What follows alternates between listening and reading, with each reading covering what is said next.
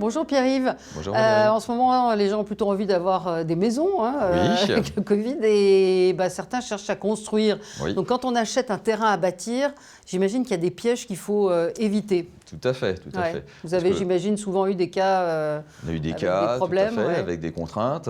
Donc déjà, le terrain à bâtir, il est situé où? Il est situé dans un lotissement, il est situé sur un grand terrain d'une maison qui veut détacher un bout de ce terrain. Et donc toujours la question, c'est de savoir déjà au niveau des règles d'urbanisme, quelles sont les contraintes. Éventuellement, on peut être dans des zones où les constructions sont limitées en hauteur, on peut avoir des retraits par rapport à la rue, ce qui crée des contraintes et peut-être pas pouvoir réaliser le projet que l'on envisage. Donc comment on fait? On se renseigne avant On peut se renseigner par rapport au plan local d'urbanisme, se déplacer en mairie. Après, quand on va construire une maison, souvent on va avoir un professionnel, un architecte ou autre, ou un constructeur de maison qui va être derrière. Et après, ça peut être aussi des problèmes de pollution dans le secteur. Vous pouvez être aussi à côté d'une usine.